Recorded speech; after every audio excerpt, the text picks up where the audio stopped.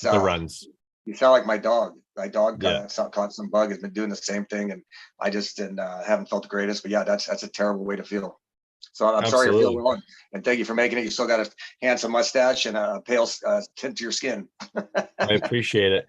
Well, I was able to trim up the mustache a little bit. And I will share the link live in just a minute or two, but we are live here on YouTube for the BigMX Radio Glendale Supercross pregame show. I am your host, Brad Gebhart. Most honestly, this show isn't even really my idea. This is mostly to blame. Like if you are enjoying this, you can thank Chris Riesenberg. If you're not enjoying this, you can also blame Chris Riesenberg because a lot of that has to do with him just being excited and wanting to have a show. And a little bit of chemistry when I was honestly just looking for somebody to break down and preview. I think it was the 450 class. Or maybe it was the 250 East or West rolling into the season. And that has blossomed into the best kept secret in the sport of motocross, a show that just gains momentum every single week. We love seeing so many new people watching and commenting, some really nice feedback that we got on social media. But we're 2 minutes into this thing, and I have not introduced my good friends and also my co-hosts for this show. A YouTube show like no other. Starting off, he is the 1990 125 East Supercross champion. He's got 8 total Supercross wins in the 125 class. He had one of the coolest looking Fox chest protectors back in the day when all of his Electroset numbers were sort of like cut out perfectly, sort of like side by each, running into each other. He is the 360 in your program, likely number 1 in your hearts, especially if you like X-rated stories told over YouTube. He is Denny Stevenson. Well, hello, Brad, and what an introduction, man! I'll tell you, if I ever go on Johnny Carson or Jay Leno, I'm going to have to introduce you. But that just shows my age, because clearly my championship was 32 years ago, and most people probably listening weren't even alive then. But thank you for having me, and Checkers, thank you for all the hard work. Brad, you're not feeling well. I've been running a little late, but happy to be here as always. And we had a great show last weekend in Arizona, or not Arizona, Seattle. Yes, sir. This is my version of the flu game. I am not hungover like Michael Jordan likely was for that. I just feel like absolute dog water. But we're going to soldier through. We will persevere and we will put in a great performance. Speaking of good performances, we just talked to Denny. Speaking of something that always leaves you asking for a little bit more, and that's why we keep doing more shows, is Chris Riesenberg. I'm amazed that he's able to show his face on a week after I believe he went 1-5 in the versus questions.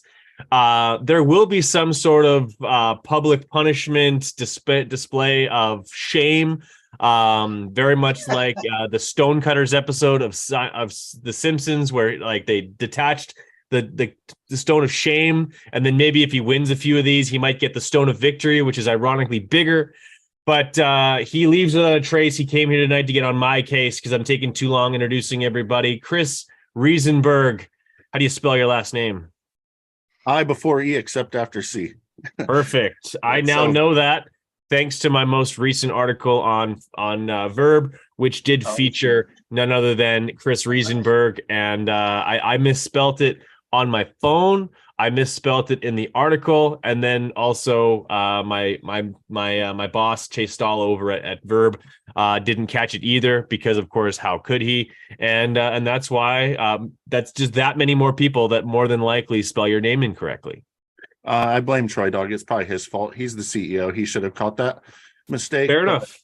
I mean, I'm part of the Pineapple Squad, so I blame him. And I guess your performance maybe wasn't as bad as my pick-em picks were last week, so it happens. But it's a new week, so we can mount a comeback. We can mount a charge. I think I put in extra questions this week so I can make up some ground that I lost, or I can lose even more ground. But we don't think that'll happen. Go either way. Some sabotage baked into the pie. Before we introduce the Race Tech Rewind, soaking up all of the hot topics from this last week, I have a gripe. Something's been grinding my gears. Checkers, I do not yet have gold valves. I have like 6 of these because you were nice enough to send me them to give away to the BigMX Radio faithful. And we are trying to give away a set of these gold valves tonight on the show. We're going to come up with a way to do that. But I don't have gold valves in any of my bikes. And yeah, I blame you, but also myself for being neglectful of that. Well, there's this website that you can go on. It's www. You might want to write this down. Racetech, RACETECH.com. And you can order your gold valves, and then you can have plusher suspension with better bottoming resistance and increased traction. But did you know that suspension's not just bumps and jumps, but an actual properly set up motorcycle will go where you want it in the corners, hook up, track up, and all around feel like a better bike? I didn't know that either when I was racing for a long, long time until I finally had a good set of suspension. And it goes right along with what Paul Teed always says, the best you've ridden is the best you know. So why don't you go out there and get some good suspension from Racetech and try it out and then tell us about it. And you should probably do that, Brad. It's about riding season. It's coming around the corner. Oh, hell yeah. But enough about us slow old vet guys riding. Let's dive into this Racetech Rapid Rewind.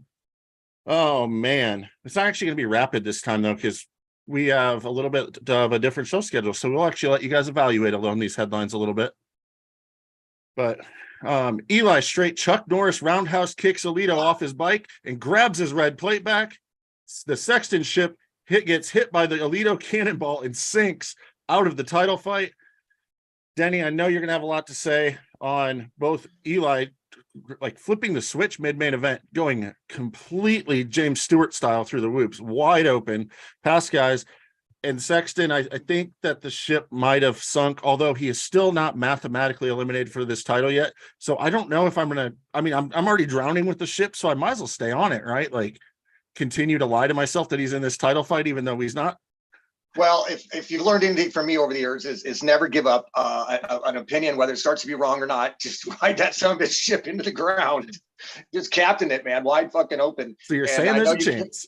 And I know you came into the season, all in the section ship or the championship bandwagon, and he's actually rode fantastic this year. Obviously, he has been the fastest guy multiple times. Yet there's just a constant brain farts that put him on the ground and makes mistakes. Jumping on red cross flags and whatnot. And I think he's so emotionally just fucked right now. Honestly, it is just a terrible word, but I think we've seen him year after year, race after race, just his emotions kind of get the best of him. The Nations, he did great, but I think he was very nervous. And this year he's battling with two of the best. I mean, Cooper Webb and Eli Tomac when it comes to grind and pound, and they will break you. And I think that they have. And Webb kind of did a little look back finger point at him in the heat race that I thought was funny. And but Tomac, yeah, the first lap they came to the whoops. I think it was the first turn. I mean, all 22 riders looked like C riders going to the whoops. I don't think they had looked to the parade lap, or they're all stuck in the rut. And then out of the blue, with Eli and everybody kind of selling their ways, I actually have the man on right now to kind of just keep me up to date, because it was such a great main event. Racing this year has been so fantastic. But Eli went wide and decided, fuck it, I'm just going to get some momentum and get this bike going up on top of him instead of fighting this long rut that was out of a corner that was so slow. And Eli got the job done once again. And it goes back to when you guys were calling him Alito Mac, and people were like, man, is he done? Is he finished? Is he, and I'm like, man, he just won Daytona like 2 weeks ago, and it still was only 3 points behind Coop. And now look at him, 2 red plates, heading in around 12. What a fantastic season we're in for, or we've been having, and what we're in for these last 5 or 6 rounds. Yeah, it was definitely pretty neat watching Eli at both Indianapolis and again in Seattle kind of find different lines that are outside of the main line and stay away from some of the deep ruts and the gnarly stuff. By going wide, he was actually squaring all the way back across the inside where everyone else was going inside to out. And it probably made it a lot easier on himself, to be honest. And he didn't have to ride down. I saw some of the guys like trying to ride down the tough blocks between the rut and the tough blocks. And that gets super sketchy because you're right by the tough blocks. Plus you're trying not to drop in and start swapping off the edge of the rut. That line choice and just experience in veteran riding is pretty nuts from Tomac. Speaking of looking like a veteran, Jet Lawrence was really, really good once again. Jet flew through the air and then to the top of the podium. Jet and McAdoo crash dirty, but Jet cleans up the main. I don't even know where you want to start with that, Brad, if you want to talk about Jet's dominance or the crash in the heat race, but I'll let you take it away with whichever of those and take it away. All right. Well, starting off in the heat race, because that's where the conversation really sort of is directed. The main event, for the most part, was a bit of a snoozer, except for a late race charge from RJ Hampshire. I'll just go ahead and say ill-advised. I like the fight of Cameron McAdoo. Obviously, he feels like he wants to take some swings and race with Jet, which is something that a lot of people shy away from, or maybe not shy away from, but just straight up, they don't assert themselves to try and really put the tools to this kid. It's like the body language of a lot of racers seems to me of just sort of like, yeah, it's his year and there's nothing you can do about it, and just sort of move on. And yeah, hats off to McAdoo. Was it the best move in the world? No. Was it a little bit ill-advised? Yes. But at the end of the day, kind of no harm, no foul, because it didn't end up being anything as far as no one was injured. I'm sure that the front of Jet's bike was a little twisted up, but he was obviously no worse for wear, still able to win the main event. And then the main event was just another piece of evidence that Jet Lawrence is he's certainly the fastest in the class, either coast right now. I don't think he's a ton faster than his brother. You're splitting hairs there, maybe a few tenths of a second regularly over a few laps, and at that point, if they race each other, when they race each other, it'll be about track position and who's sort of feeling it on that day. I think they're that close. But on the West Coast, I don't think there's anyone right now that can seriously run the same pace as Jet Lawrence right now. I think that guy got hurt at the first round, and the series has been hurt ever since. For sure. Like, you have to assume, and I think we've talked about it a little bit on this show, that it's conscious for McAdoo to immediately attack back and try to rough up Jet a little bit to get him out of his rhythm and his routine, because if you could let him get away at all, he's gone. They can't catch him speed wise when he's dialed in. So they have to do something to try to mentally rattle him. I watched it over and over again, and basically the way that corner, you kind of float into the rhythm and you drift to the right as you come into that section, just naturally, because you're still turning as you're getting into it. And Jet, I think, knew Cameron was coming down the inside, and he just straightened up and went straight down the section where Cameron still was drifting right. Went to step off that table, steps right into the back of him. And while that was the race line, I mean, you have to have instinct there that you're still turning and you can't jump into the guy, unfortunately. And it was a racing incident and mistake that was very, very costly in the moment, but it really, like you said, didn't become a big deal because they didn't get hurt. But you got to think it's like almost like Cameron's panicking in that situation of, I have to get him back right now, because otherwise he's going to get away. And to be honest, that he didn't have more than a couple of straightaways there. That's not the best place to, and he ran out of room and they ended up coming together. But if he waits 15 more seconds, maybe 2 more corners, that the window is closed. So you can still call it ill-advised because it didn't work, but the other option was just watch Jet race off into the night. For sure. But I mean, at the same point, he can't be putting himself on the ground and causing more injuries. So I'm all for them going forward and racing. It was a violent crash for both of them. I mean, obviously, anytime you crash when you're dribbling through a rhythm section like that, and we kind of always give shit about these tough blocks, but I think they've saved a few lives already this year. With Eli earlier, and then as well with those two, because it was pretty violent. They flipped. I think they caught the tough blocks actually slowed the rotation of their bodies down and stuff. But Jet has been so buttery smooth, and you can't get away from it. And it's hard to blame Cameron because he is that guy who puts 110% in, and he knows balls to the wall finish is what's going to get the job done, hopefully most of the time for him. And the main event was the same. I think they had a great main event.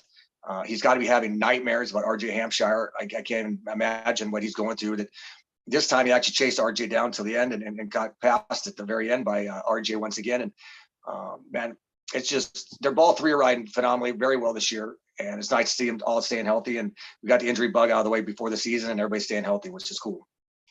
Yeah, speaking of the Hampshire thing, that's actually brings us right to our next headline.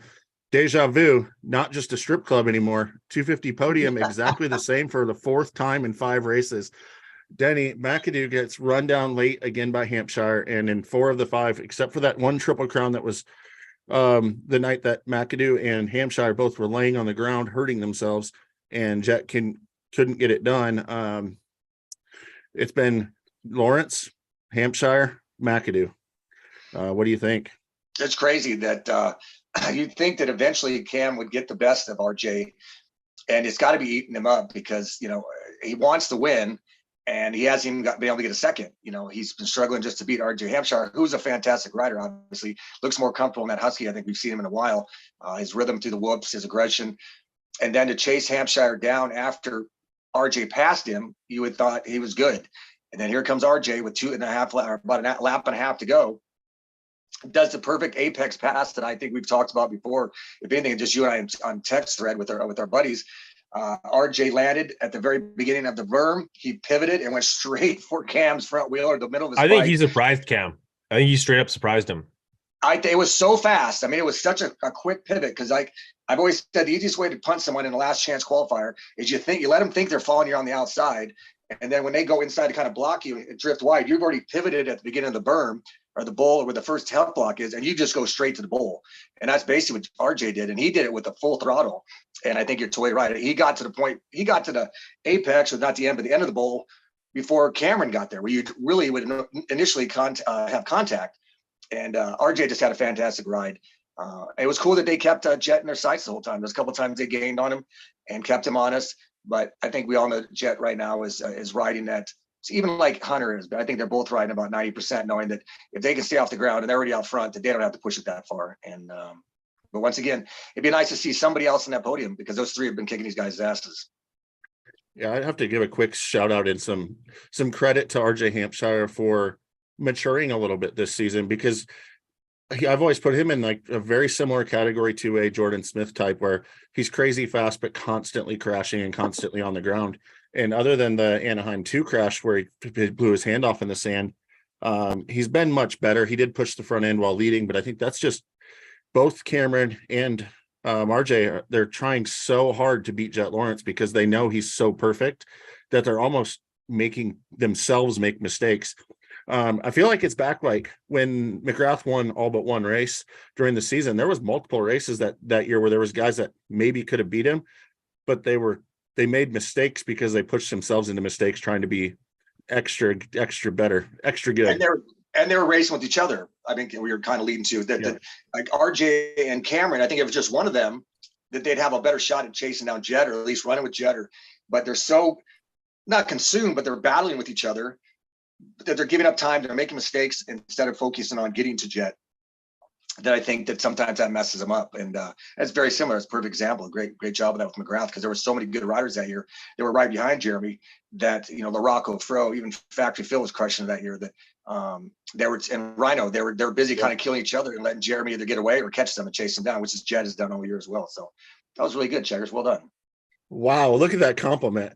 That's awesome. And the other thing that was really similar is Jet's starts are very much like Jeremy was too. Like, he is out front right away in sprinting week after week after week. And I don't think those guys are gonna be able to beat him from behind. So they're gonna have to figure out a way to start in front of him and then try to throw him off of his game. So we'll see though. We're going back to a Triple Crown in Glendale. We'll get to that in a little bit. And he hasn't won one of those yet. So we have one thing that we can look at. Which was a great response when Daniel Blair goes, "We're going to it." You're just kind of wrapping up the interview on the podium after he won the main event. And he goes, "We're going to a Triple Crown next week." And I think it caught Jet a little bit by surprise. He's like, "Oh shit!" Right. Back in the 450 class, Webb shoots his shot and heat win, but stuck watching Tomac pull the win in the main. Brad Cooper throwing a little attitude out there, which is always exciting and awesome for us to talk about and whatnot, but you got to back it up in the main event, don't you? Yeah, you know what? My favorite Cooper Webb is an angsty, chip on his shoulder Cooper Webb that is really able to sort of execute his race plan to the best of his ability and just move forward. Everything about his day this last weekend for Cooper Webb showed me that he was frustrated, that he was letting his emotions get the better of him, and that he didn't feel comfortable on his motorcycle. He looked as pissed off as you can possibly get after a second place finish. Although if he doesn't like that, just ask Chase Sexton about not winning races, ones that you felt like you should have won. But for all intents and purposes, like you just didn't have it, and sometimes some nights you don't. It was a frustrating day for Cooper Webb. And honestly, like, as much as I like he clearly, like, even in the press conference, he mentioned that the finger guns, or like the little like Okuda Matumbo finger wave is like and yeah, I think that was a little bit of head games. I'm trying to send a message to the young kid that, like, you might be fast, you might be great, but you got to beat me first. And yeah, I think that's just like, that's a little bit of his bravado coming out. But yeah, like you said, he wasn't able to back it up in the main event, and that's going to leave a rider feeling mighty frustrated when yeah, when you're battling a guy like Eli Tomac, who you don't like giving up points to in bunches or three at a time. He has to share the red plate now, and yeah, I don't think he's at all happy about it. Yeah, Nor should he be. I was just watching this, as we're sitting here right now, and I think once again, Webb did not come out of the gate firing. I think it was 2 minutes in, and Eli tried passing him through the whoops with the slingshot move. Webb kind of gave him over, kind of swerved over him on the triple to take the inside line. Eli already predicted it, went wide, pivoted on the outside, and then went triple past Webb, and then immediately dropped 3 seconds on him. Obviously, Webb's got in a second. Eventually, once Chase went down, made some moves around Barsha and Roxon and whatnot. And then Coop put in his charge and started kind of catching Eli little by little. But he had mentioned in interviews prior to this weekend and a couple weekends before that he needs to pull the trigger sooner in that main event and can't get Eli to let Eli get away, because the new Eli is no longer Elito Mac. He is he's tough, he's strong, he's mentally strong. You're not going to get him a fold. He's sure the fuck not going to tuck a front end like Chase has done the last 18 rounds. So it was a good ride by Webb, and I love seeing him all angry, because it'll be interesting how he treats these triple grounds with the shorter main events, and knowing he's got to come out of the gate fast and hard, because these first 2 laps, if you get 2 or 3 seconds dropped on you, you don't have the time to make it up like Cooper's been doing in these last few rounds. For sure.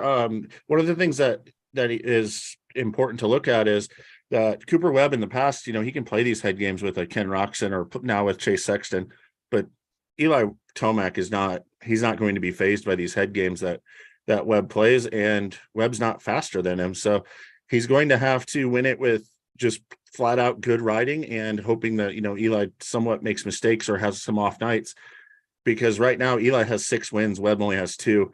They might be tied in points, but the better rider right now has been Tomac. Just he needs to avoid those, 6, 7, 8th place finishes. And I think he'll be standing with the number 1 plate at the end of the year. That is, unless Chase Sexton somehow learns how to keep his bike on 2 wheels, which I think I've all but given up hope on that. Don't quit. Don't give up. We got to have something to argue about. Yeah. Well, I think that we'll all agree that too on the next guy, Justin Barsha. Barsha banged out a podium. Barsha continues to smash the points button instead of the other riders. Bam Bam has continuously been really, really good. And before I throw this over to you, Denny, I have a little theory that I want you to touch on. And I mentioned it in our text thread, I think the other day, was, last year when the new bike came out for the KTM guys, all the riders said how amazing it was and how much it was improved over the old bike that was already a championship winning bike. And then they went to the races and they had some serious issues, primarily in the whoops. But I'm wondering if now that they figured out those issues and got it better, if all the things that they really liked about the bike when they first got on it are starting to really help these guys. Because if you look across the board over there, all the guys are doing better. And obviously Barsha was on the old bike still last year, but he might be benefiting from getting on the new bike now that it's better, because AP's been better, Webb's been better, and Barsha. So what do you think on the Barsha thing and my theory on the bike? It makes a lot of sense. They obviously have a year ahead of Justin on it and development. And if he had any similar issues that Aaron had or Marv had or Coop had last year, that they have a few things for Justin to try and see if it works. And he looks very comfortable on a motorcycle. I think we can all agree on that. But also I've heard on the other end of things that Roger isn't always real good at sharing what's going on at the Orange team with the red and white team. So I don't know those rumors are always necessarily true, but it's some of the grumblings I've heard in the past. But Justin's looking fantastic right now. 2 weeks ago, was it at Indy? Indy was ready one. Yeah, Indy, the way he rode that bike, I mean, he was balls to the wall. And that was a gnarly track. And he was letting the bike work underneath him, much like a 252 stroke or, 254 stroke, unlike a 450. I mean, he made the bike look light. And obviously Justin's not a really big, tall, strong guy, but he's obviously very, very fit. His interviews have been fantastic afterwards. He's having fun. He's almost like making sure to let everybody know that he's doing well, because he's had obviously some skeptics in the past, but I didn't think he was going to have this great year, and he is kicking ass. And I look forward to each week him giving 100%. And I mean, there's 5-6 guys right now that can run up front, and obviously he's one of them who can come through the pack and wear guys out and then go in the interview and look like he just got out of the shower in 5 minutes. He was clean. I mean, he's pumped, he's confident, and he's looking good in those bun tight Troy Lee design pants.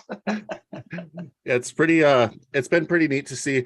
I thought he would maybe take a step backwards this year, but he if you look at the end of the year, season after season, he's a top 5 guy. But he's doing it a little bit with more flash this year, and I think he has more speed than he's had. So it's really, really cool to see. Obviously, he's riding for a contract. And I think if this year didn't go so well, we might see Barcia leave the sport. But now I think you definitely will see him get a year or two on his deal. He's having fun. We'll get to keep him around, which it just keeps everything exciting. I'm sure his competitors aren't all that stoked because they have to worry about him running into the side of him all the time. But because he's never going to give you a lack of effort, and he's not going to let you leave the door open in front of him at any point in his races. So it's pretty crazy if you think back at one point. Remember, he was a privateer at Monster Cup and was going to be out of the sport, and he's had a second half of his career that has been impressive. Very impressive. You have something else, Danny, on that? Well, just bring back, you were talking about if he hadn't had such a great year as he's having, that we would probably were expecting to go somewhere else next year. And I just heard a rumor that from Lewis Phillips that I guess Prado was possibly heading here to the United States. And a month ago, they were 90% certain he was coming, and now all of a sudden Barcia's having a fantastic month. Prado's leading the points in the MXGP series, and I think they've kind of decided, well, we seem to have things working quite well. Why disrupt the boat, So, yeah, good point on the Barcia deal that reminded me of that. So I just want to add on that. Yeah, absolutely. And then also, I guess, kind of standing out over the weekend was privateers launch warships from the island. Whole shots stolen from the factory boys, but not the attention. We get all the storylines that they push about Jet and Deegan, and that first heat race started and Hunter Yoder launches out to an amazing start, and they're immediately pushing the Carson Mumford storyline for PC Cowie. And I'm sitting here just banging my head against the wall, because this might be the only opportunity maybe in his career, but on the year for the Partzilla PRMX team to get a guy at the front of the field. And not only did he hole shot, it's not like he hole shot and then just fell right back in the pack. He literally led the race for a couple laps. Like, they had plenty of time to talk about him. They mentioned his name one time, and they never mentioned the team. They don't know who it is, and they don't know. It was very apparent that they knew nothing about him, and it was very, very frustrating for me. And if they had known, if the Feld guys were on their game, they would know that my 5-year-old thinks Hunter Yoder is the man because of this show called Blippi that he's on. That's like you said, 55 million people watched it or something, Brad, which is ridiculous. Like, he's a household name. If you haven't seen it, it's a kid's show where he teaches Blippi to ride a dirt bike, and it's unreal. Like, and he backed it up again in the main event, which was awesome. And then also you got Kevin Moran's. He's been getting great starts, but he nailed both the heat race start and the main event start. His sponsor, Tank Masters, actually has $1,000 bonus for a heat race start and a $5,000 bonus for a main event start. So that was really awesome for him, and good job for him to put those programs together. And again, that's an opportunity for, like, that's a really cool story that sponsor is helping this privateer do this. And like, that's a story that I think people would get into, like, hey, he's got a 5K bonus for this. Heck yeah, I would go all out into the first turn too. Unfortunately, he overjumped and went down. But maybe the coolest part was he didn't just hole shot, but Sexton went by him. He went right back by Sexton for a minute. It's like, I would probably just pull off and go straight up to the stands and chug a beer, to be honest. But he was like, no, I'm going to race while I'm up here. If I'm Kevin Moranz, I'm like scouring the photography den for anyone who might have even the closest resemblance to a half decent sequence of photos of him passing Chase Sexton, and I'm getting those printed in full, beautiful, stunning HD, and having those plastered across my living room wall full time with like pot lights shining down on it, and all that fun stuff. Yeah. So I did want to give Denny's buddy Carmichael a little bit of credit, because I kind of blew him out on Twitter about the whole deal.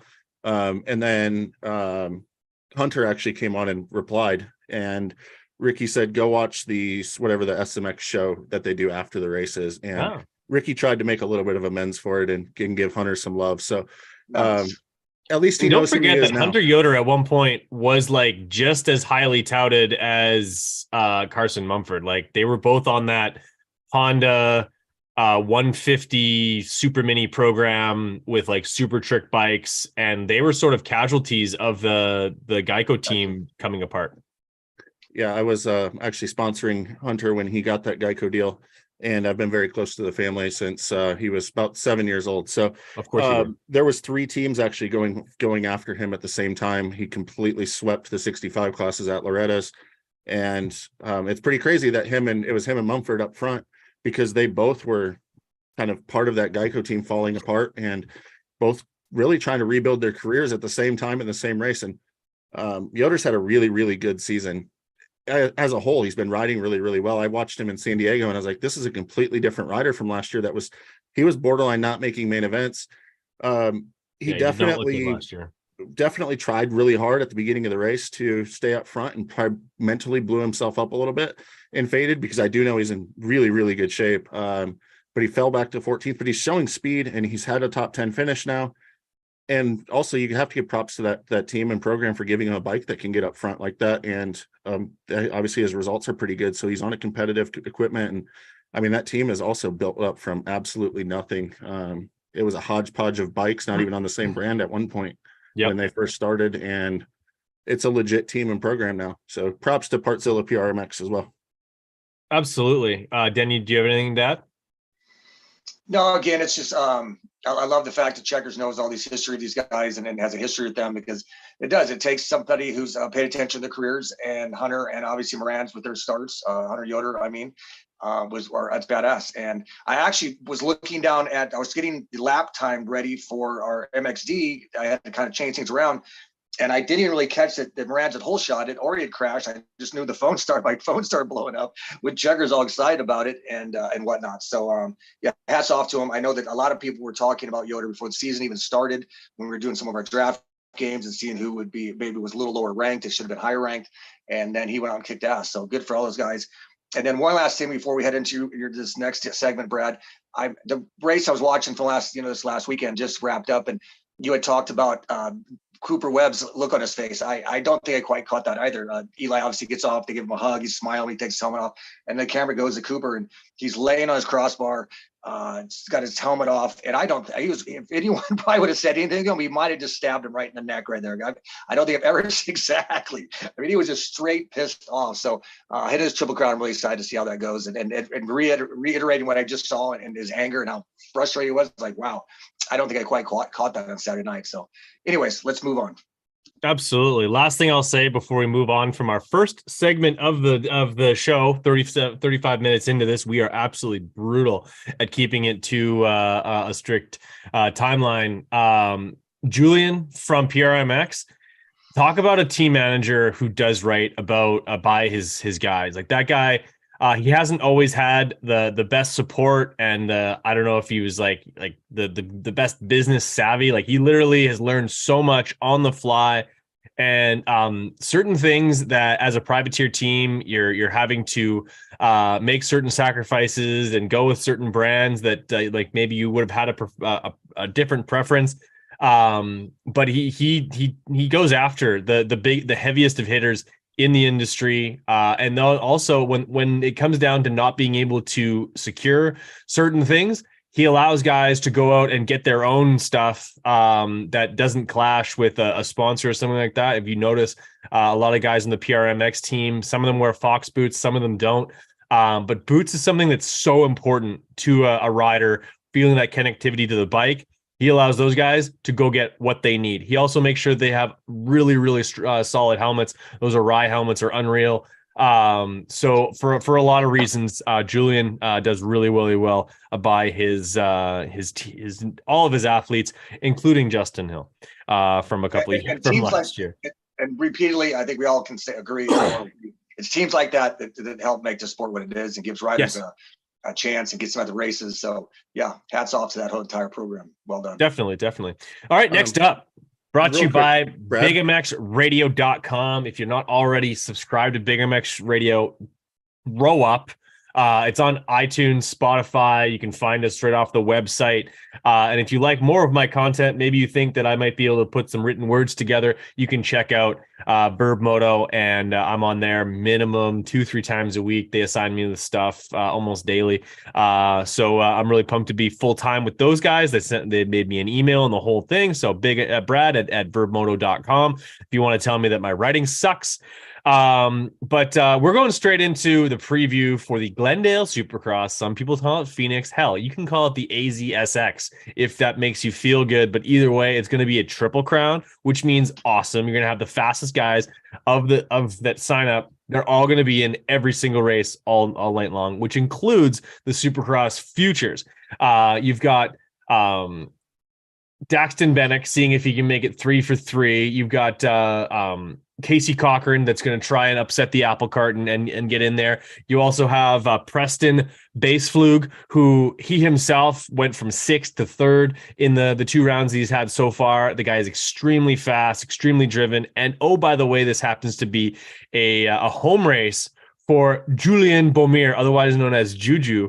That guy is absolutely lights out speed. He's from Lake Havasu, which is a spitting distance from this dome stadium that is absolutely beautiful. It's always a fast track. It's long rhythm lanes. They usually incorporate some sort of sand section. And one of the things that I love about it, it's the biggest floor we use, and it's a concrete floor because the football stadium actually rolls out on a conveyor belt so that they can grow natural grass. Why that's important is because the Dirtworks crew, they have all the they get to work off of a concrete floor, and all of the dirt gets pushed into the middle, and they build it out from there, which always allows for a nice long straightaway. No across the track straightaway or start straights. We've never seen that at Phoenix. We usually always see a start gate that starts around the 10-yard mark and actually usually extends all the way back to the final row. What you'll probably see on this particular track map, I haven't seen it, but usually have a triple at the end of that. It's always great viewing. It's a pretty new stadium, and you guys will, and as I know, the pit situation in Arizona is pretty much second to none. It's going to be nice. It's going to be beautiful outside. It's the desert. So put on some sunblock and get ready to catch a tan off these very shiny motorcycles. Chex, take it away. Yeah, Phoenix is one of my favorite races. And I mean, I always liked it even when it was downtown. It was a cool stadium there, but the pit situation was pretty tight there, to say the least. So now with the new stadium, the fan fest is huge. They usually have a ton of extra activities going on. Right across the way is the Westgate thing. If you haven't been to the Phoenix race, it is definitely one of the top 3 that I've ever been to, and I've been to a majority of the races. It's a great one to go to for sure. The track and the racing is always usually pretty good too. It's a dome stadium. It's a big floor. And so there's long lanes, which usually allow guys to actually come out of the corner, get up beside someone and pass them before they get to the next corner, so that it's not just follow the leader type stuff. It's knowing the dirt stays together really well there, obviously, because it can pack in hard. So they have some big long whoops. I'm a little bit scared about how that's going to happen this weekend because of it being a futures race. I would be really, really bummed to not get some big gnarly Phoenix whoops because it's a futures race. Not going to get them.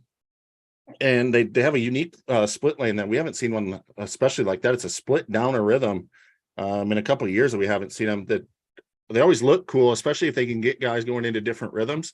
And you get one side going low and one side going high and jumping at different spots. But oftentimes those things end up being pretty one-lined, and it's actually just a narrower racetrack. So hopefully that doesn't happen. Yeah. And you mentioned the long, fast start. Holy crap, I would not want to be those guys.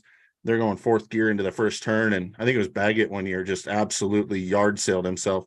But maybe I'm just getting old. I'm sure we'll hear about it all night long on TV about how crazy fast and long the start is, the longest and fastest one in the sport of Supercross all year long. Oh my gosh, they're going like Saturday, 70 miles an hour into the first Saturday. turn. Sunday, it's Supercross. Okay, sorry. Got a little hyped up there. I'm getting a little excited for Glendale. Let's take a look at last year's results. What was it? Triple Crown last year. And guess who's the best guy at Triple Crowns? Eli flipping Tomac, and he went 1-1-3 last year. Mookie was second, actually, who's not there. Sexton, you're going to be really shocked when he went 11-3-1. It's just mind-blowing. Shocker that he wasn't able to be consistent. Jason Anderson, who's always awesome on the slick soil, was fourth with a 2:12.2, and Kenneth Roxon actually had a decent race last year before he exited the series with 4, 6, 7 moto scores at a Triple Crown. And you have to talk about Roxon because he was relevant at the A2 Triple Crown. So Brad, Anderson. Let's rock into some more segments, and then we can get more into this Glendale stuff. All right. Well, did Denny want to say something there for a second? Oh, I was just agreeing with you guys. I was just going to ask a silly question. If we ever think that they might count all 3 crowns or motos or races in one night, or will it always be just the overall? Probably just overall. I think it'll always just be the overall. And honestly, like that's the only thing that I don't love about the Triple Crowns. Like if you just want to take like the bite-size entertainment that is a Triple Crown, it's awesome.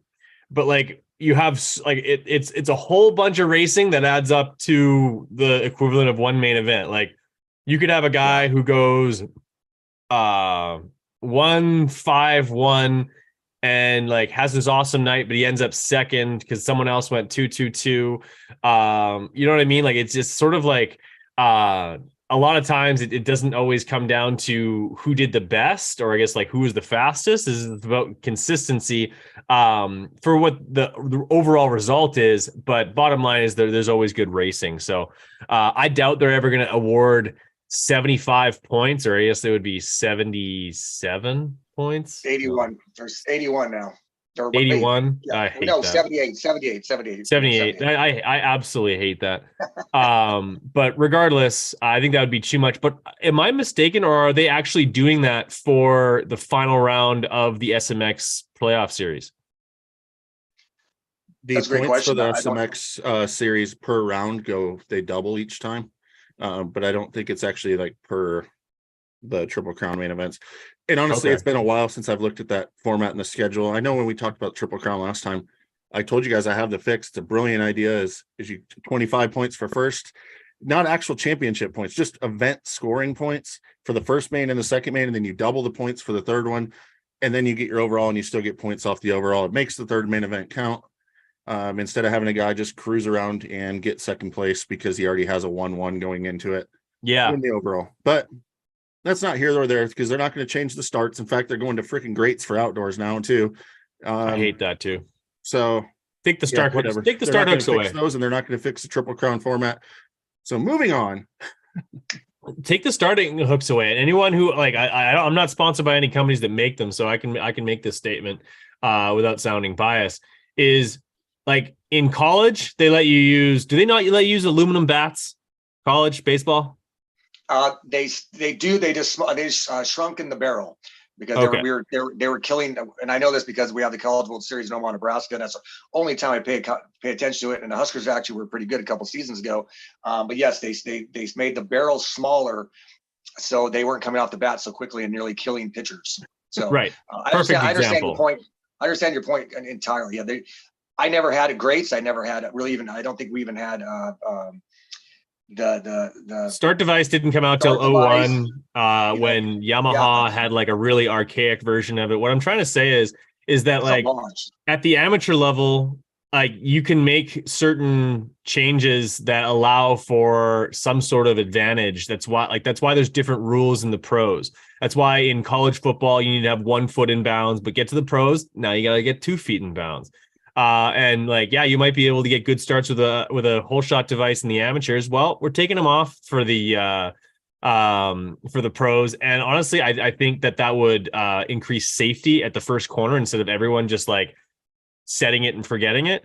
And add some skill to it. Like I think that there was something to be said about a guy who's just a good starter and could start on any type of surface, whether they were at Broome, Tioga, Millville, Unadilla, or Glen Helen. I think that was sort of like one of those little spicy things that made motocross so great. And taking those things away sucks. Yeah, I mean, if you look at it, guys have gotten so good at coming off the grate, and it's so consistent that we've seen a lot of these halfway down the start straight collisions that are just absolutely gnarly because the track's funneling and nobody really has an edge or a wheel yet. And they're not shutting off. But if you have to go up over a gate and without a start hook, it creates a bigger skill gap, which is going to create separation before they're even 3 or 4 feet out of the gate, let alone the slower speeds down into the first turn.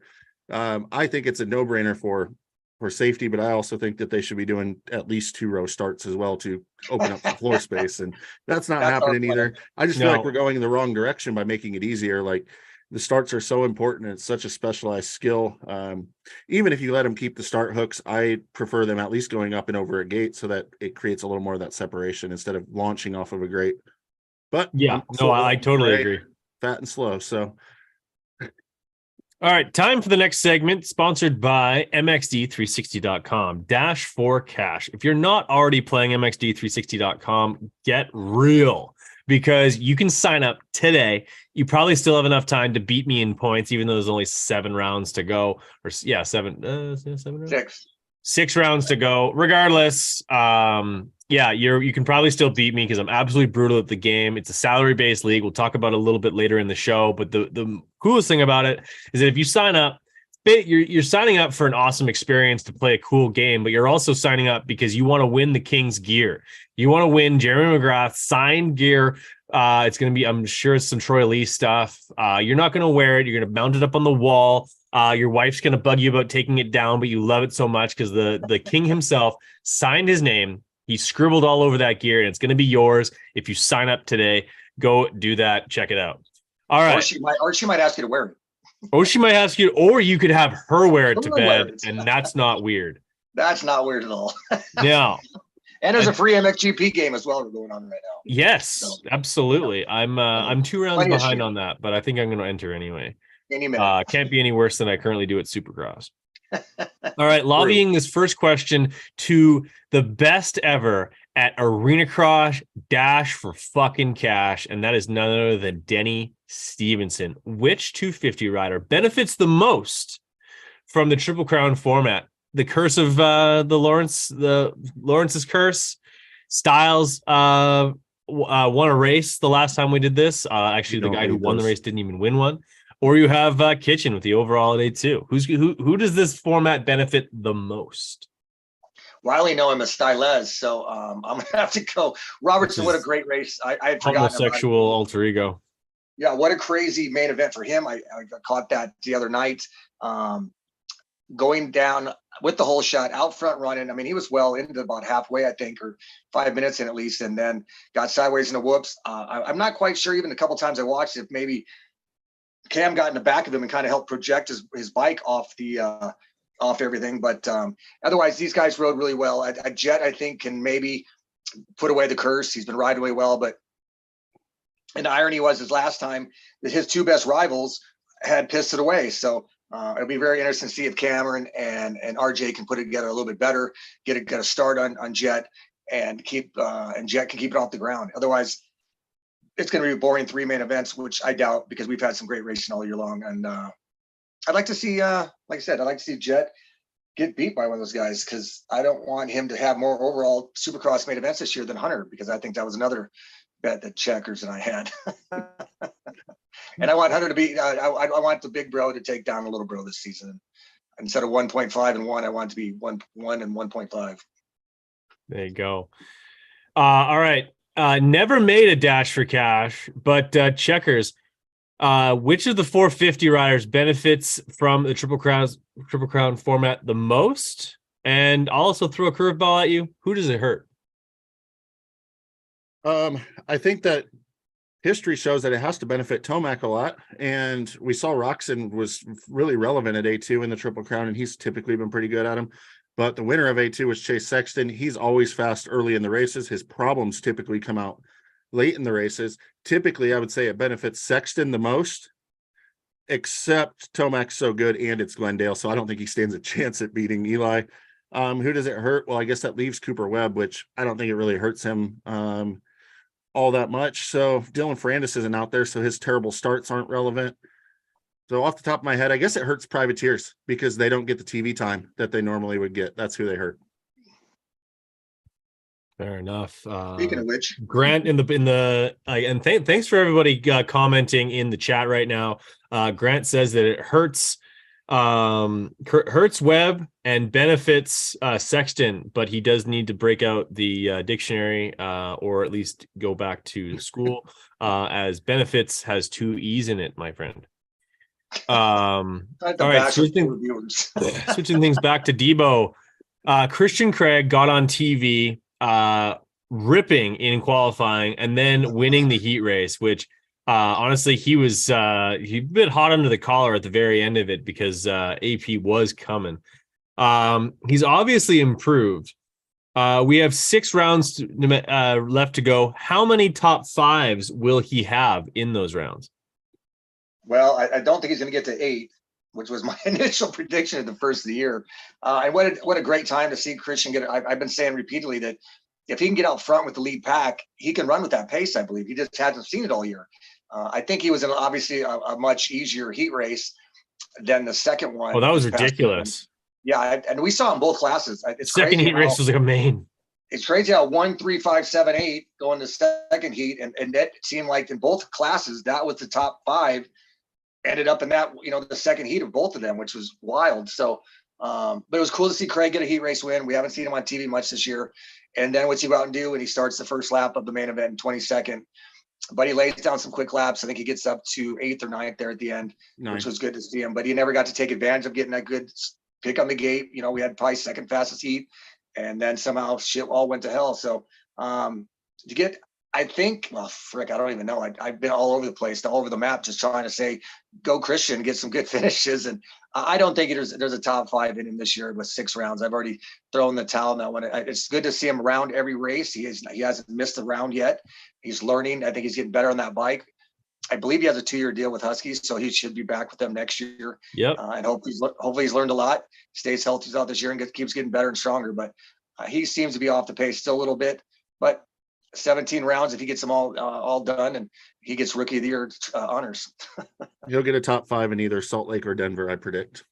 Yeah, but the last ones, could be, but I don't know. Who knows at this point? I just wanted 5 top 8s. I think he's very close to that, and my goals have changed. And just seeing him finish all 17 rounds and having him and his good buddy Hayden Deegan's relationship grow. Yeah, I need Ferrandis to come back and get me a top 10, and I also need Dean Wilson to get me a top 10. But that's just selfish because I want to stay alive in Supercross Survivor. For those watching who's not already playing Supercross Survivor, hit up Checks, find out all about it, and play it next year so I can take your money. Checkers, Enzo Lopes was good again in Salt Lake or in Seattle.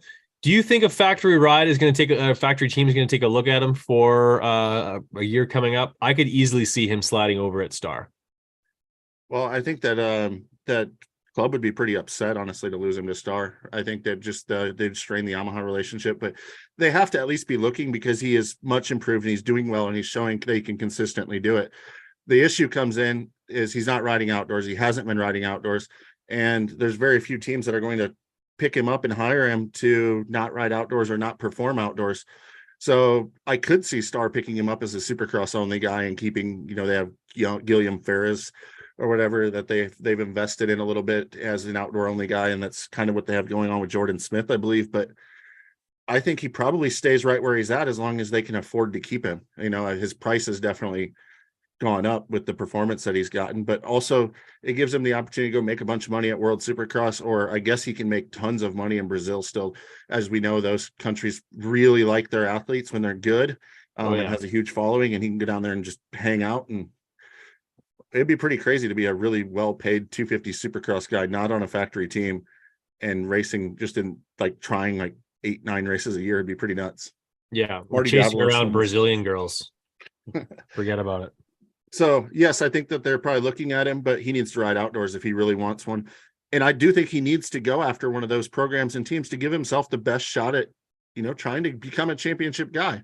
Like, it's really cool what he's doing now, but if you want to go the next level up, I think he needs a legit full-on factory program. And that's no slight to the program he's on. Just there's more resources out there. Yeah, totally agree. Debo, you've been pretty harsh on Maximus Voland and his lack of results thus far in his young career. He's dealt with a lot of injuries and, for the most part, not delivered on the billing of what you'd expect from a KTM factory 250 rider. We've certainly seen championships from them in the past. Has he done enough already, or does he need to do more in order to keep his ride? And if he hasn't, if he does not end up doing enough to keep that ride, who do you replace him with? I've been more just harsh on any factory guy who's not going to make a main event. And, Max actually has had some struggles, but he's also, I know his dad very well, or not very well. I mean, I used to race with his dad. I know his uncle. I know how hard they put into it. I know that Talon had a different path for Max. I think we all do, that he was headed to the GPs, or at least to Europe to ride BigMX series. And then was offered an incredible ride through Roger, because Roger saw something he probably saw in Ryan Dungey. And as we've heard through the grapevine of kind of when things aren't going well for you on the KTM brand, you're going to catch some shit. And obviously Cooper has heard that they were not real happy with him last year. Roger and Ian are very demanding, which is understandable. I know Mitch is as well. So he might have already Max may have already ran his time there at KTM, and there's nothing wrong with that. New scenery, I'm a firm believer of. I still can't believe seeing Sorrells at Cowie, and not because of Cowie. I think maybe sometimes it's just nice to get on a different bike with a new environment. Again, as we saw Tomac and even Cooper Webb leaving factory Yamaha. So I think Max is getting better. I think he's going to do better outdoors. I think he's going to be a consistent 4 to 7 guy each week, as we've seen. He's getting better and smarter. I think he's maybe a little bit better outdoor rider. But I think KTM's going to put their flag in Tom Viale right now. And I think we heard a rumor somewhere this week that who was looking to go that way. I'm kind of surprised when I heard that. Kitchen. And Kitchen. Levi Kitchen. Yeah, and it's all up to Roger, man, and what he sees in them. But I don't know if Kitchen, that's someplace he should go or not. But because it's a do or die. When you go pumpkin orange and you got Roger DeKosh in the corner, the man, you don't have the nickname the man for nothing. And when he's got enough power to get the whoops taken down, he's got enough power to send you home. So I think Vial will stay there. I think Max will go somewhere else. And the Kitchen rumor is interesting. I really don't have another guess, because the Chitty class is such a crazy show, and who's going to go there. I mean, Robertson going to Star, I wasn't predicting. Smith to going to Star, I wasn't predicting. So I love silly season in March, and we're already getting some of that taste already. Oh yeah, I think that's a huge win for KTM if they're able to grab Kitchen, because it does look like he's got a bright future ahead of him and can potentially become a contender. And that 250 program over there in the US has really, really struggled to put up any kind of results. But that's a very, very bold move for Levi Kitchen to leave the dominant team in the 250 class over the past half a decade to go over to KTM. That's super unproven. Yes. Yeah. Agreed. No. The last 10 years, maybe I give this about at least 6 or 7 years. Ever since Marvin moved off of that bike, it's been a rotating cast of guys who haven't quite delivered for KTM, whether it be the TLD, gas, KTM, whichever. They haven't been able to get it done. Even that 1 year with Justin Hill, that is a very forgettable year. So Checkers, when it comes to the Hill brothers, Dino, Savacci, Nichols, Justin Cooper, they sit 10th through 15th in points right now. Should factory teams be looking at any of these guys to fill in full time? Give me your thoughts on that. Well, I mean, if you look at it, it means that you have to replace somebody, unless somebody's adding an extra motorcycle, and the only one behind any of them is Nichols is getting beat by most of them, and really hasn't had a fantastic year. So I would think that Nichols's bike is definitely potentially available for someone, but I think you bring up Hunter and that bike's already filled. I think he does do that too. I think that's 100% where they go, and Shimoda goes to Honda. Yeah, it makes sense to me because I think Hunter's ready, and I think we all agree Hunter's ready. If he wasn't so dominant this year, I think it looks completely different, but it makes complete sense for them if they can go. It's a lot easier to find a high level 250 guy that can win and hire them away than it is to hire a 450 guy that can go and win. And when you have one sitting in your truck that maybe not win, but he can battle in the top five, I think Hunter can. I don't know whether he will, but he can. I mean, he's definitely not going to have the 450 career that Forkner is going to have coming up. But just waiting for that one. I was going to bring a fork out here, but I didn't. I don't have one. And I mean, you have like, AP, Craig, AC sitting 7 to 9. None of those guys are going to come in and beat them except maybe Justin Cooper. And so if I'm Cooper, I'm trying to push Star to open up another 450 spot for me and trying to stay there because I think he's worth a hire, but I don't know, whose spot is he going to take? Who are you going to give up?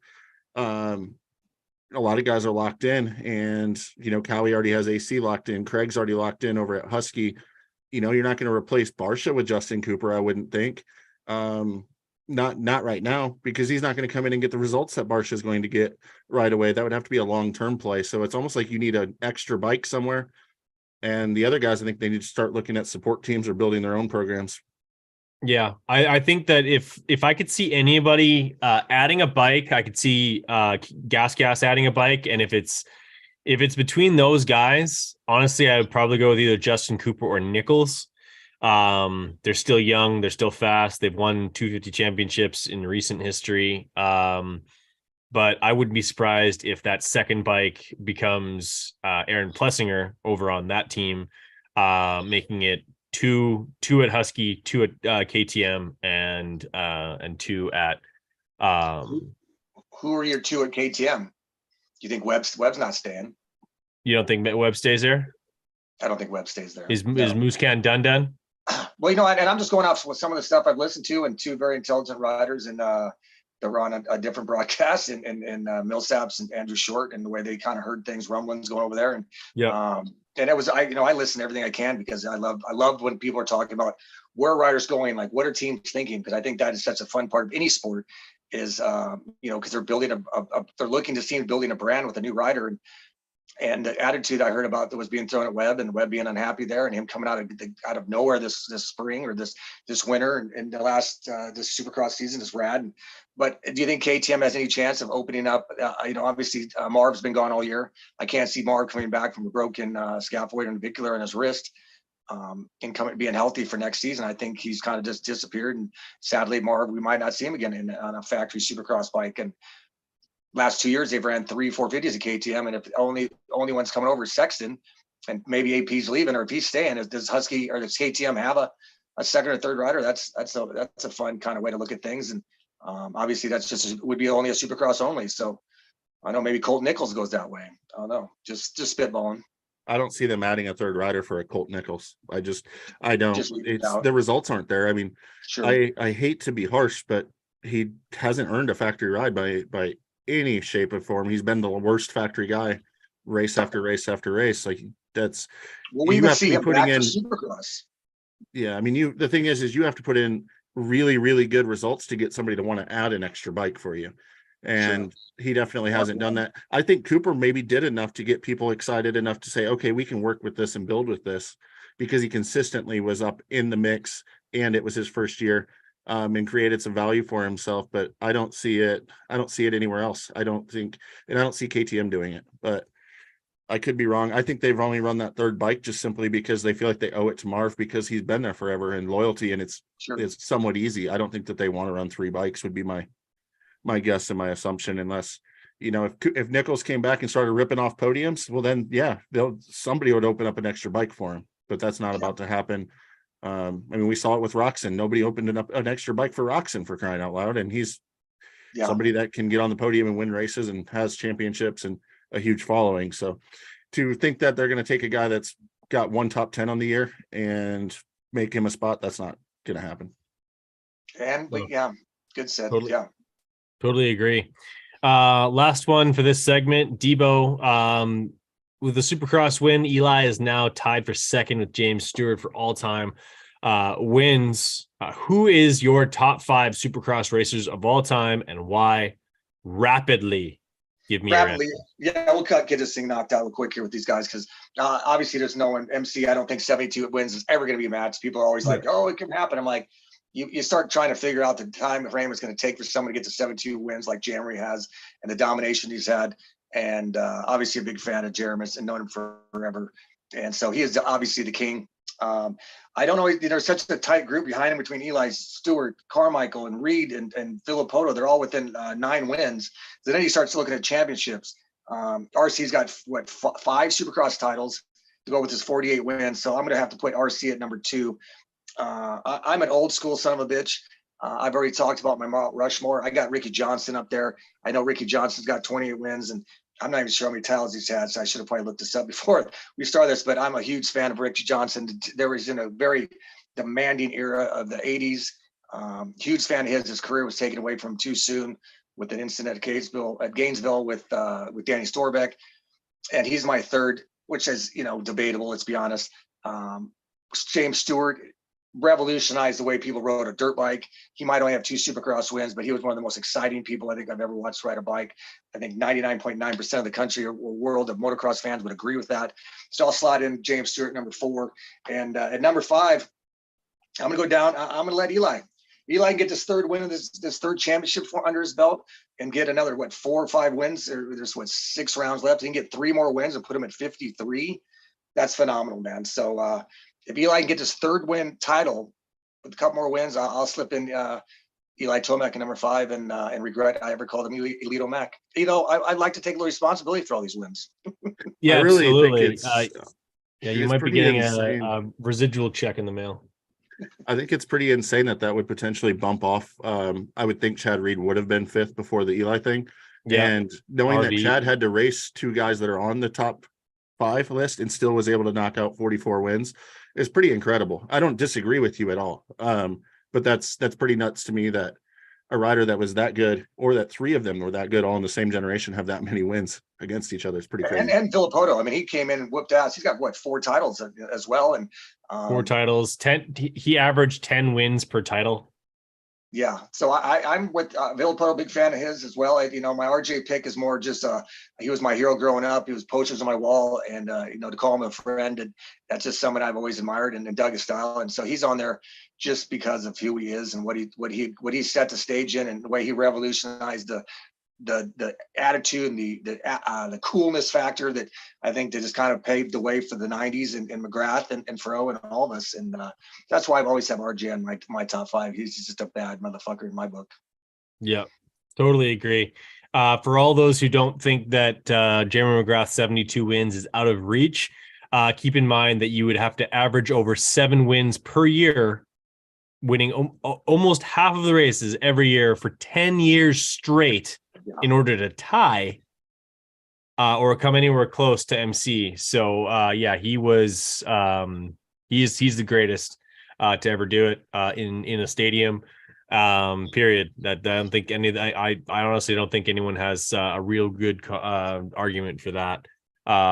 Just on the sheer volume of wins and also a pure showman, the way he did it. Moving on to our next segment, which is brought to you by RiversideRaceway.net. These are the RiversideRaceway.net versus challenge questions. And this is where, 2 guys enter. There are really no winners in all of this. But if you have any questions about Riverside Raceway, you can visit their website and come to the AMA Iowa State Championship, which is happening Easter weekend. Where it sounds like it's going to be a lot of fun. I myself will be at World Mini, not too heck of a lot farther away, but either way, we won't be in the same place at the same time, but we will most likely be disagreeing with each other, and that's what this segment is all about. Last week, I have to mail a gong or a belt to Debo because that was an absolute shit kicking. 5-1 Checkers. Hang your head in shame. You are now currently losing by 3, 17-14 in the total series versus questions. Since you won, Debo, I'll give you the floor first to gloat about your win and possibly rub salt in the wound for Checks. Well, it's just the fact that Checkers writes the script. He's the one that makes up the matches. He's the one that allows himself to go first at times. And even when he doesn't go first, when he does go first, he'll take the rider he assumes I'm going to take.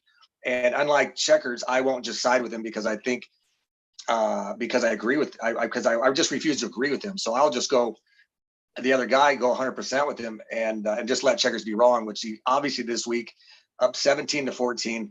He's constantly berating me on social media. It's quite insulting. I'll tell you, it's very upsetting, but he's getting his ass kicked right now. So let's dive into this thing with round one. What do we got? Checkers, any tears or rebuttal? Nope, it's fine. I'm just gonna, I got my butt kicked last week, but I'm still only down by 3, so that just shows how terrible Denny normally is at this. We'll be just fine. And you're still behind.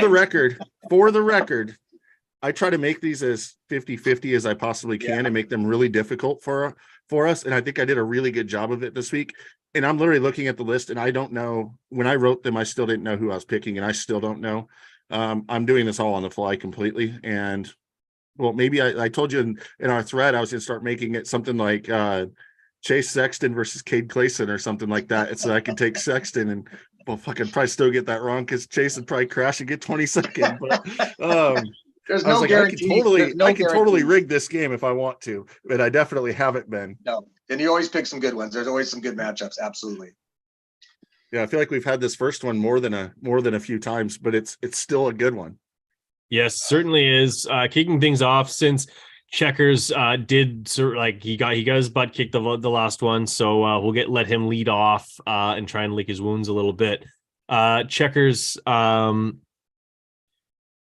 when it comes to for this weekend coming up, or I guess next weekend at AZ for the Glendale Supercross, Christian Craig versus AC, who gets more points? Who finishes ahead of who? Yeah, and like I said, this is a really tough one because AC has been a little bit better. He showed some speed the last couple of weeks. Last week actually made me really nervous because of him qualifying well, and I was like, oh man, is he going to try to be a front runner? And usually when he does that, that's when he crashes out, where most of the year it looks like he's been managing and staying out on the racetrack. But his good starts are a huge benefit on a Triple Crown format. But Christian Craig, he just won a heat race. He's finally, I think he's getting better and better and better. Coming from 22nd to 9th, yes, it was past a bunch of privateers, but that's a really, really good performance on a really demanding track. And I'm going to go with the fact that it's supposed to be a long loop section and it's going to be hard pack. And we all know Christian Craig has amazing throttle control. And I'm hoping that his starts won't be too bad and that he'll be able to edge out AC. But I think that this is a really good one. And I'm going to go Christian Craig. And what do you think, Denny? You going to agree with me? Well, you didn't give any of the reasons why you would be correct or incorrect for the week before, because last week you took Craig thinking that the ruts were going to benefit him over AC, while completely forgetting how well AC rode at Detroit in all the ruts and how much better AC's been in the ruts than Craig. And now this weekend, Craig has been known to be, I think, a better hard packed rider. He grew up in Southern California, El Cajon area, San Diego area. He's going to do very well on this track. I would like to take Craig. You already took Craig. And so I've already told you multiple times, I'll never agree with you, even if I have to, and probably should be. I'll go down with the ship. AC's been riding very well. I like, so while we were doing the show, I was rewatching the 480 main event again, and he was right up there, those good starts. And Craig is yet to pull the trigger on being able to run up front in the main event. AC has multiple times. I think we've agreed that AC can get a whole shot, and now we've proven that Craig can get a 22nd place start, and they'll meet somewhere in the middle, which is kind of usually where I spent my career, getting a really good start and then kind of fading back and meeting whoever else was coming through the pack. So this one, I'm going to have to go with AC again. He's getting better and better, and Craig's riding better as well, but I'm going to go with AC in this one, obviously, just simply because you went with Craig, and I'll never side with you. I appreciate you guys sticking to the plan and disagreeing with each other. May the best man win. Like I said, there are no winners in all this. Just a couple of guys spitting out facts. One of the things I love about this particular segment is you get two experts who you can make the beauty of the sport is you can make a case for either one of us. And then someone gets to be wrong. Debo, this one's coming at you hot.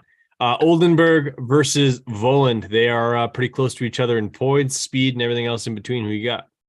Well, I recently just popped out a top 10 East-West list. I saw someone else post one recently in an article, and I was almost laughable. I didn't even know if the person ever even watched a race all year long. So I'm going to go with Oldenburg. I didn't have Max in the top in my top 11, top 10 and a half, because I had the brothers up front with 1.5, and I had Oldenburg about ninth. The only person I maybe regretted is maybe not putting Lopes in, because he's actually beaten Oldenburg in every round so far except one. Max has kind of been the trailer behind those guys.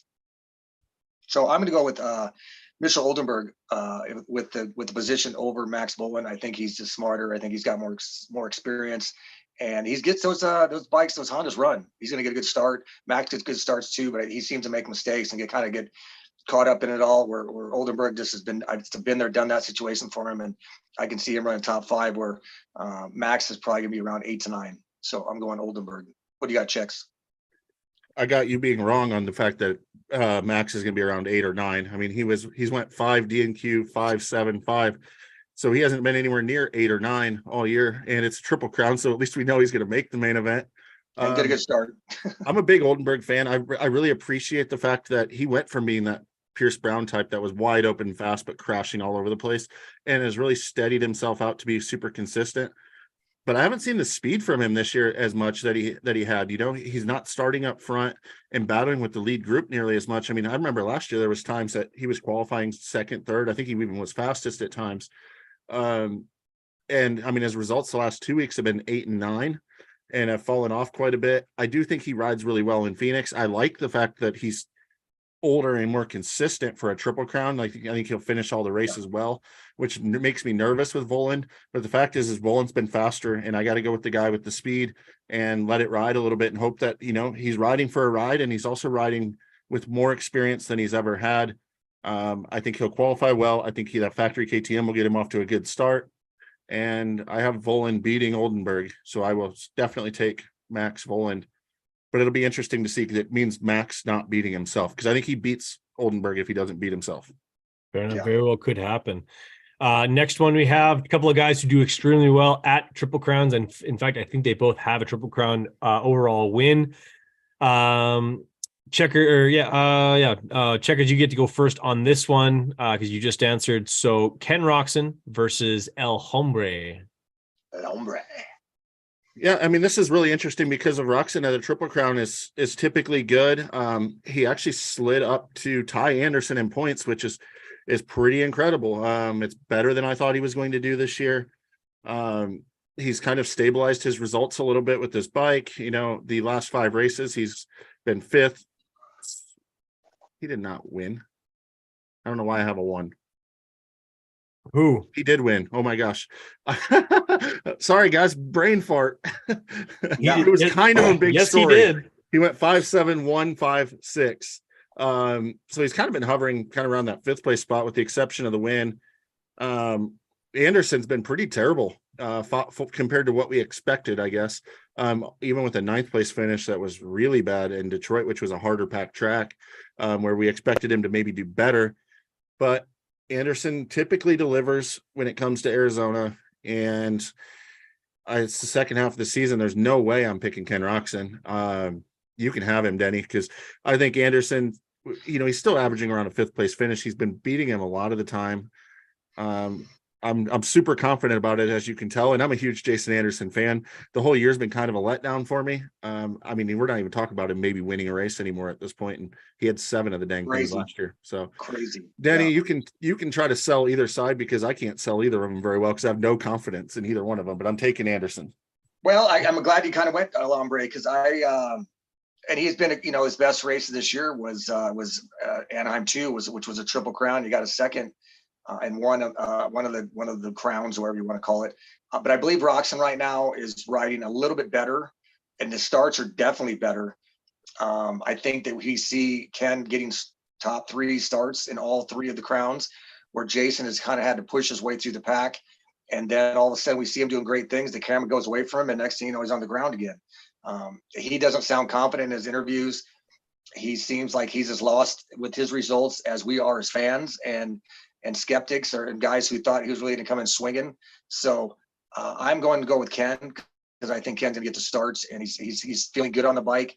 I think he's happy with things. I don't think we're really going to see that big second half fade that our buddy Stan predicts, and we've seen from Ken in the past. So I'm going to go with the 94, the Hep Suzuki, and taking down Jason, which I would have not said a month ago, 2 months ago, 6 months ago. Man, I think we're all ready for Jason to come in this year and swinging. But it's been Ken kind of building each round and taking that win, and I'm going to see Rocks in Phoenix or Glendale. Well, he's certainly won there before. Next one, I think I know how this one's going to go, as well as my blood pressure going up when Denny continues to insist on spelling or pronouncing this young man's name incorrectly, or maybe I'm saying it incorrectly, is none other than Styles Robertson versus not Carson Brown, Pierce Brown. Who are you going with? Styles or Pierce? Well, I just man, it's a tough call with him. Do we even know if Robertson's going to be okay for next weekend for Phoenix? Yeah, that was a big said he's fine. A digger. Oh, he is fine. I hadn't heard anything on his shoulder or anything, and just rewatching it the other night. It looked like his shoulder was pretty jacked up, but he dislocated it for sure, right? Like that's confirmed. Oh, it was. I'm not sure. The press release just said he was going to be in Glendale and that he was okay. So okay. That looked like dislocated. That's when your shoulder is down like that and you're like holding it that way. That is, and like I've had shoulders go. I could probably race 2 weeks later, but yeah, it's not comfortable at all. Well, I think one of our just slipped us off the subject as we tend to do sometimes. One of Checkers and I's best friends, Matt Byton, nearly beat Jerry McGrath in a 50-foot step up X Games battle with a shoulder that popped out multiple times. I'll never forget him landing like a ton of bricks as they do and step up and landing and literally punching his arm in the air to pop that son of a bitch back in. That's not an injury I've ever had. And so yeah, I can't imagine ever doing what he did. What a badass Matt Byton is, our good friend. And so I always got to throw him in there. But as far as between Silas and Brown, I can't choose Brown, man. I choose him. I chose him on my fantasy team, and it's just never gone well. I'm not a fan of his, but he needs repeatedly, once again, on the ground early in the main event, did something stupid. So I'm going to go with Robertson. I was very impressed, or not impressed, but I was pumped that he was going to get a chance at Star. I kind of liked, I was a fan of his at Husky. So I'm going to keep going, and I'm going to keep saying it, Mr. Styles Robertson in Glendale, Arizona.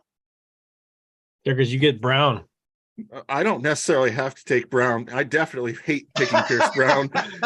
I knew that I was going to get stuck with this, and I still put it in there because now I have to make this decision. And the fact is, I really like Styles Robertson. I have very little faith in his shoulder, but I have even less faith in the fact that Pierce Brown isn't going to crash at least once, probably twice throughout 3 main events in the Triple Crown. Yeah. What the hell am I mean, I might as well just go jump off a bridge or something versus pick in this fucking category. I don't know who made this question, but they're an absolute idiot because my choices are go with the dude that's super banged up and agree with Denny, or pick Pierce Brown. And fuck it, we're picking Pierce Brown. We're gonna put it all together. We're getting on the podium at the Triple Crown. Let's go, baby. Team gas all the way. Gas, fun all the way to the podium. Oh, might as well go down in flames if we're going to go down, right? Well, was there ever a chance for Pierce Brown to prove me wrong and prove you right? That's kind of in the script for our friendship over the years, is that some random will definitely take the win. Torture chamber. Watch Pierce Brown go 1-1-2 next weekend. He still would not be on my fantasy team. No chance in hell. Yeah, this is Jack the Chambers. Ultimate. I'd rather marry a monster girl.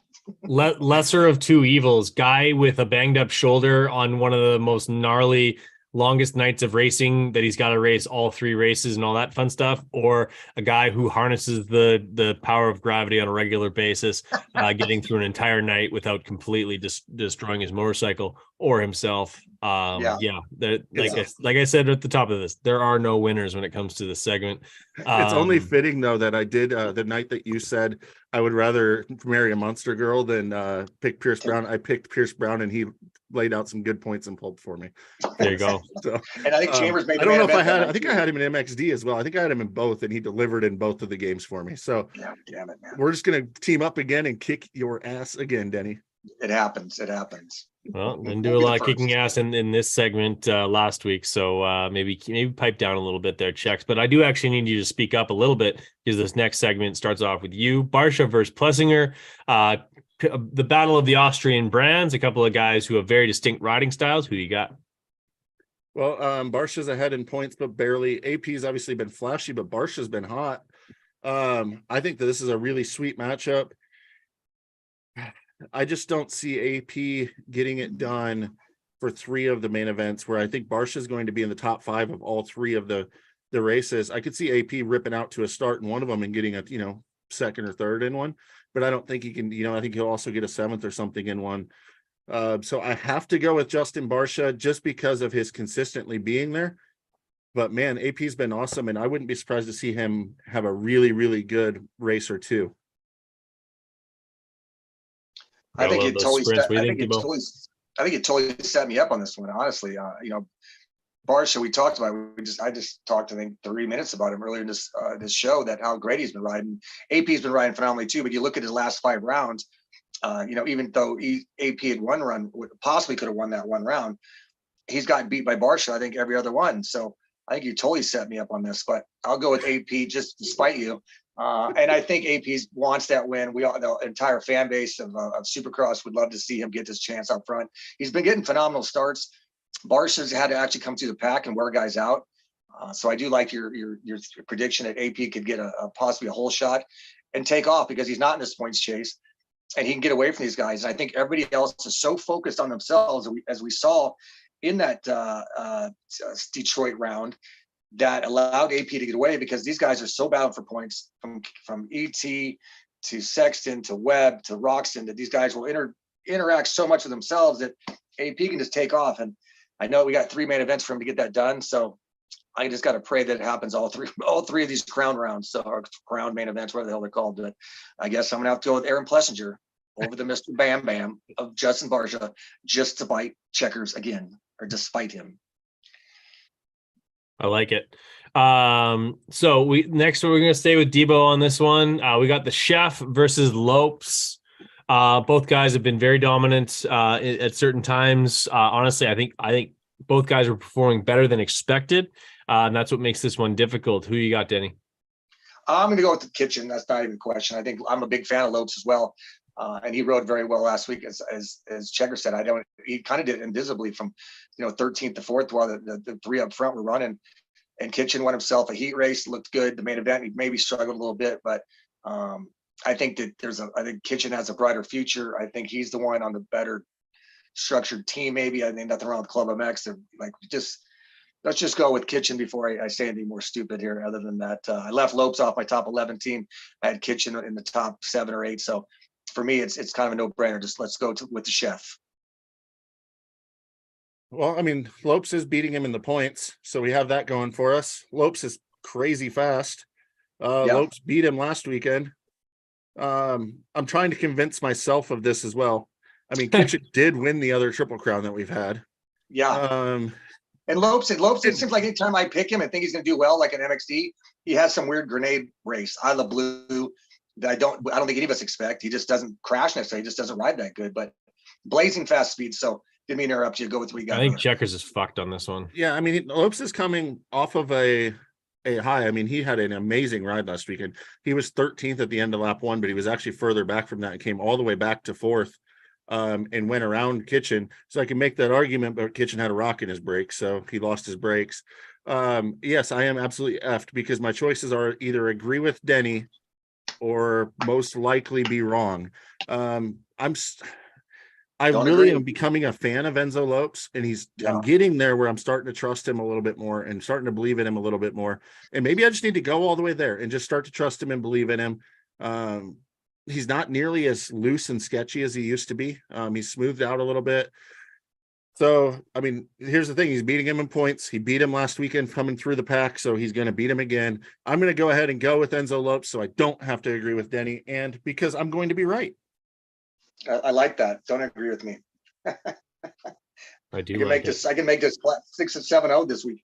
I think we're gonna have to, like, I know we're getting a gong from Ian, but we're gonna have to have some sort of plaque trophy made up. I was actually talking to Max Anstey earlier today, and he said his favorite thing or thing he was looking forward to growing up was a trophy bigger than him, and he never got that. So I'm sure there's some sort of bowling trophy on consignment that we can find for one of you to award to, and would not hesitate to cover the shipping on getting that to whoever ends up winning this segment that has no winners. Especially when you have a versus question like this. Cole Seeley, a guy who won a Supercross, took at least 4 years off, I think. Versus Grant Harlan. And unfortunately, this last weekend, Grant got the better of Seeley, which no one really saw that coming unless like you're really down on Seeley. Checkers, who you got? Well, first of all, I want to start off by saying that Grant Harlan has had an incredible Supercross season. Like, yes, he was struggling to make main events last year. I think the only main he actually made in the 250 class was at Daytona. And now he's not only consistently in 450 mains, but once he's in those main events, he's really solid and he's riding forward. He was 13th place last weekend. His average main event scores 16th. He's been in 7 of the 11 main events, sits 19th in points. So he's been great. But the fact of the matter is Cole Seeley, even if he's out of shape, barely been riding. He's won a flipping race in this 450 class before. And in fact, he's won at Phoenix before. I sat and watched it. He's amazing on the hard pack. I think he'll be better because I'm sure he was very worn out and tired last weekend. But did you guys see that racetrack? It was physically demanding. And what a hellacious place to try to come back and race us first Supercross of the year on, with all the ruts and gnarly bumps and edges and how technical it was. And now we're going to go to a Triple Crown 2 where the races are a little bit shorter. We're going to a venue that he's won. Debo, you're screwed because Cole Seeley is going to smoke Harlan this weekend, I think. Man, I want to reach through the screen right now and give you a big hug and a kiss, because there was no way in hell I was taking Cole Seeley anywhere on this whole weekend. He's had a great career. Much respect for the way he rides a dirt bike. Personally, I've never been a huge fan of his. Going back to this last week on Twitter, someone had posted a question. How do you think, not to me directly, just what do you think Cole Seeley's going to do? And I said he's going to have a very well and hard-earned 15th, and that fans who think a rider can come off the couch and run with the big boys are usually mistaken. But I think he'll run 15th. So good luck. And for some reason, I guess he was tagged in the Twitter original comments. So he came off and said, I never said that or something, and called me an idiot. And so he ran the 160 number, which is is a family number. It was my dad's first number, national number back in the 70s, and was my first number on MR50 until I raced Ponca City NMA and got the number 360. So I made a post on Instagram basically telling him, I guess I am an idiot because I predict you get a 15th. You got a 21st, dipshit. So and I heard a lot of people kind of comment the same thing, that they weren't real big fans of him, but nonetheless, Grant Harlan, I like him. He's cool. He's done. He is so sneakily what he's done in the Supercross season this year, and I don't think I've picked him once, but he's been an incredible value. And any fantasy game of Supercross, MXT 360, or any of our draft games, he's putting down very consistent results.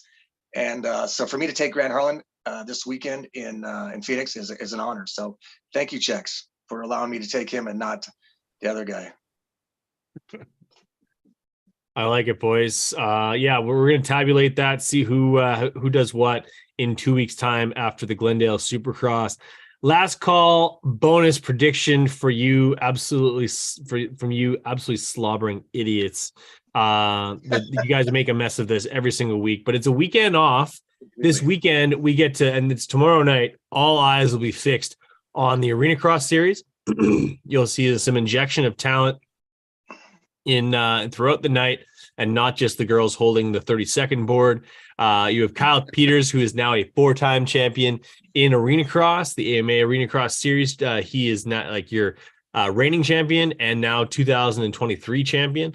And he'll be taking on the General Tire Arena Cross champion in Michael Hicks. Last time they got together, Hicks got the better of Kyle Peters, but at the same time, Hicks was on a 450 and on a big stadium like they had in where were they? Guthrie, Oklahoma.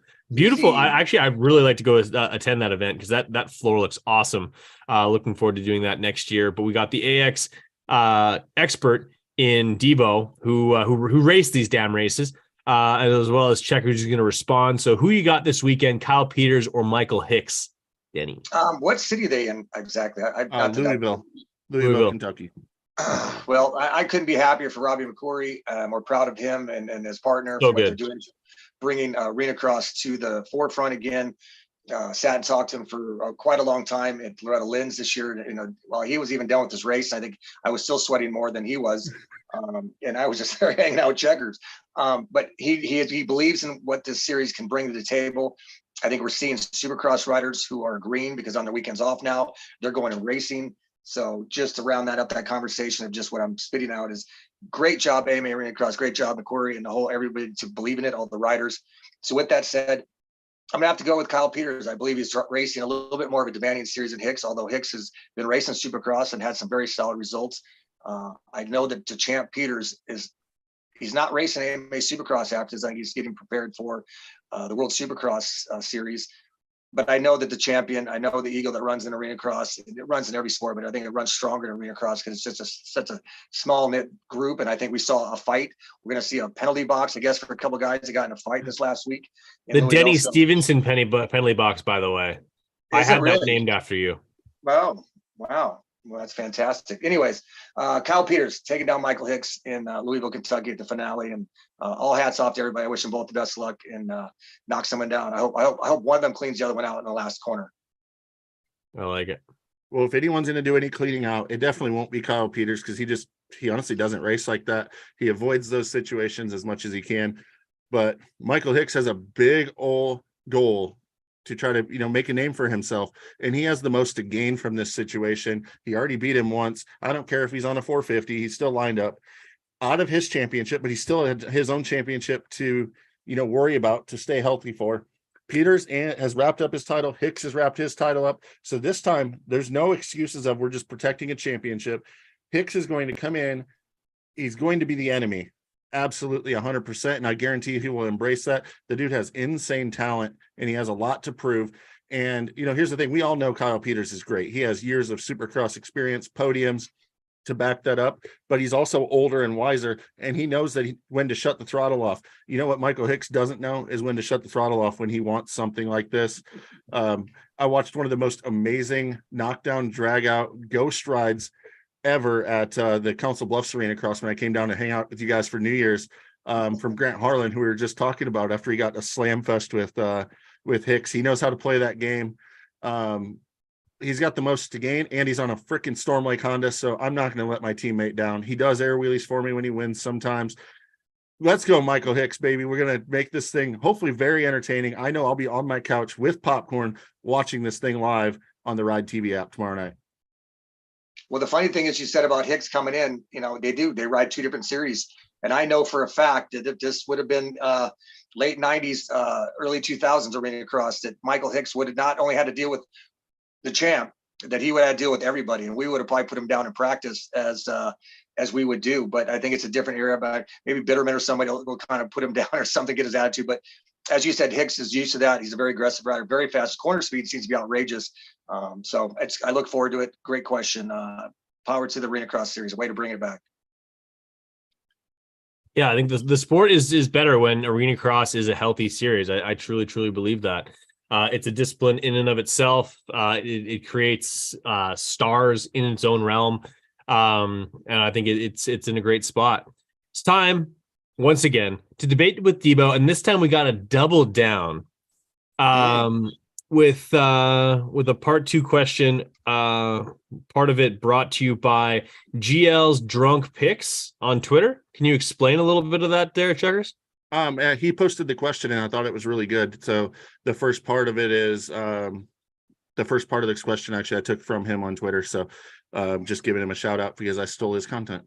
I like that. Fair enough. We don't steal things aside from versus question wins, which is Denny's expertise. Denny, is the problem with Chase because of the bike, the trainer, the coach, or is it only rider? I think it's absolutely mental. And I'll use the perfect example that I used against you guys when you were trying to tell me that he was going to come back from a 13-point deficit, that all of a sudden Leopard wasn't going to change his spots, and he wasn't all of a sudden going to become this mentally strong rider who was going to break Cooper Webb and Eli Tomac simply because of speed. His speed is there. He is not mentally strong enough with those guys just yet, no matter how fast he is. And I'll go back to 2 weeks ago when he jumped on a red cross flag. Flash red lights, even though the red flashing lights were in a red tough lock, which again, pull your head out of your ass on that one. But nonetheless, he made a mistake mentally. He didn't crash, but he jumped, and that's no different to me than a crash. And then he backs it up last weekend while he's out front once again with about 7 minutes left, or I think it was 10 minutes left in the main event. He tucked the front end again and went down. I don't think it's the motorcycle, and that's my main example, is because he made still a mental error when he was out front and it was jumping on a red cross flag. So, and then he backed it up with another crash with the front end. So I believe it's more mental than anything else. Fair enough. So with that comes the next question, the last question on this particular episode, which is, does Chase working with Alden Baker, who is was featured on the most recent edition of Five Guys, the column that I do on Verb Moto? Want to hear from Alden? Just go check that out. Also looking to do a podcast with him tomorrow. Does working with Alden help if/when he goes over to KTM? I think it absolutely will help him. And I don't know Alden really at all, other than just kind of bullshit with sometimes when I run it in the pits over the years. But look what he's done mentally, made these guys razor sharp. He'll either break you mentally, physically, or just make you all the better. And I think, look what he did with Webb. You know, Webb went from a championship season to pictures of him looking fat on the back of his helmet because he thought it was funny, and completely being the most highest paid local off-road racer in this country in 2021. What a turnaround. We need to talk about that after this. I mean, that's just got to be another perfect example of him, who's a razor sharp mentally when he started riding for KTM with Alden. The year he stepped away was his worst year he'd been with the KTM team. He reunites with Alden, and now is having another one of his best years of his career. I think there's no question that Chase has everything he needs. He just needs that mental sharpness, and whatever Alden tells these guys and works with these guys, the fact that he's gone from a bicycle racer to working with Ricky to just being one of the best in the industry, and even being a riding coach without really being a racer, has just been pretty phenomenal. And I think Chase will definitely benefit from that as much as anybody has in the past. So I think it's a plus for him, and exactly feeds into my first one, that the mental aspect is lacking, and Alden will bring it 100%. Thoughts on that, Checkers? We are debating with Debo after all.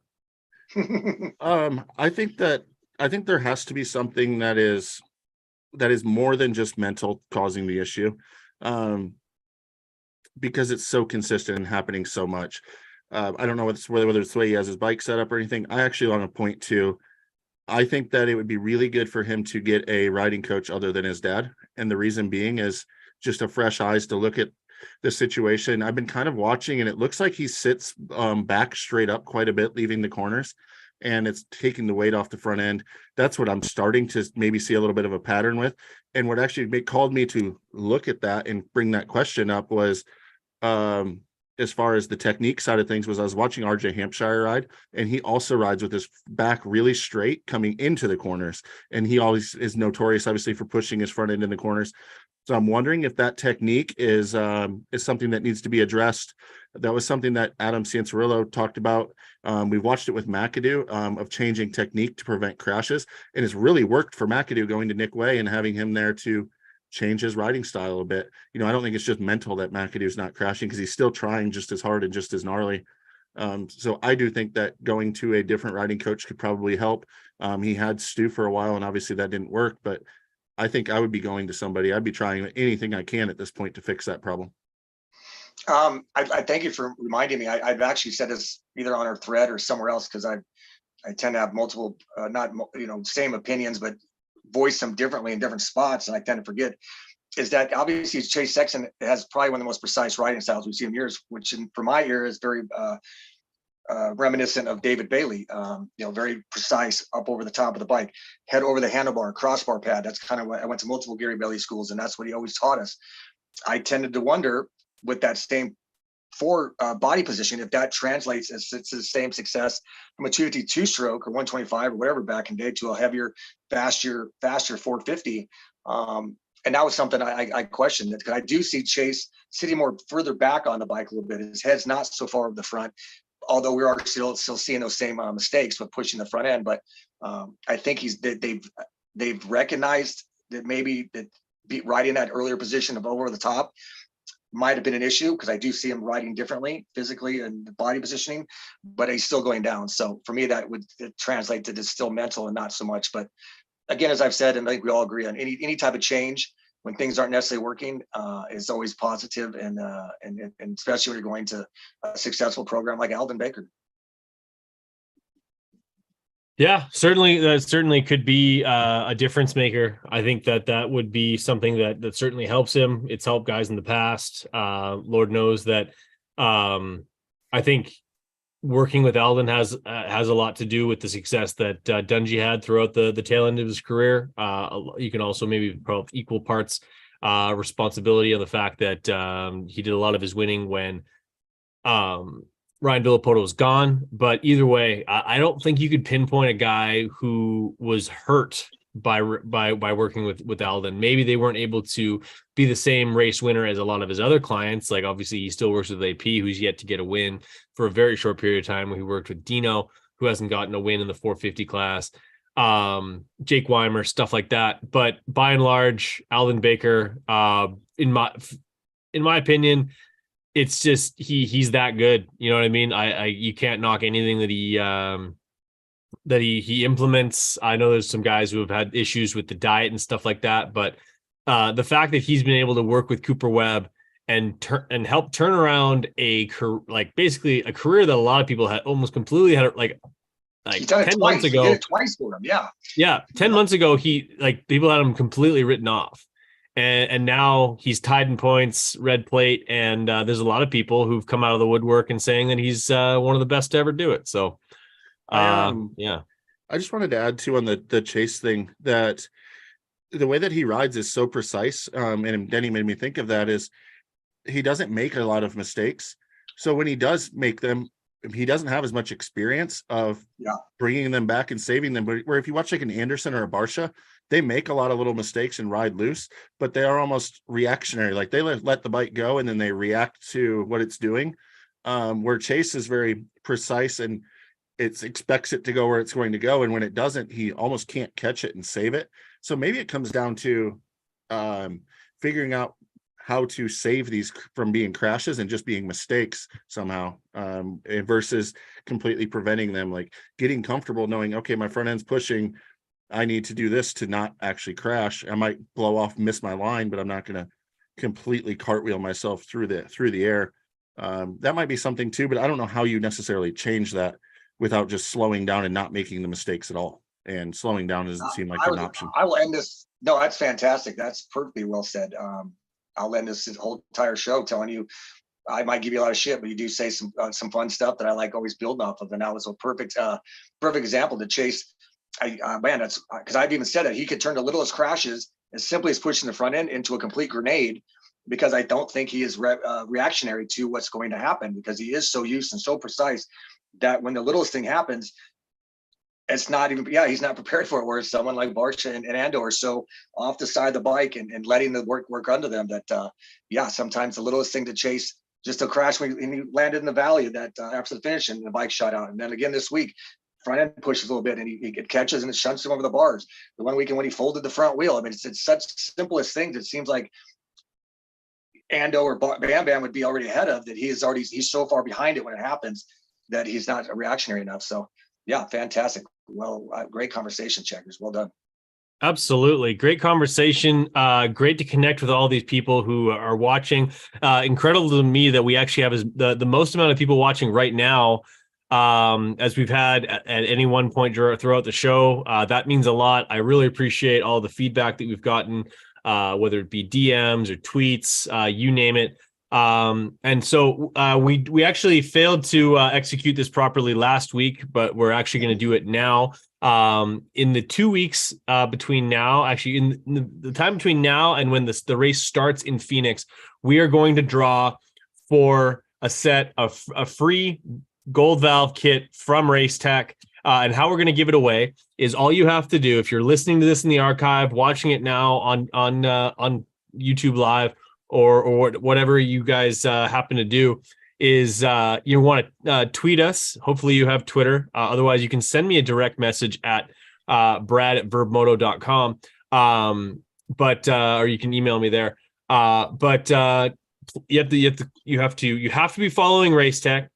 You have to tag myself, Debo, and Checkers in the tweet and make your case as to why you deserve to have why you need this gold valve kit.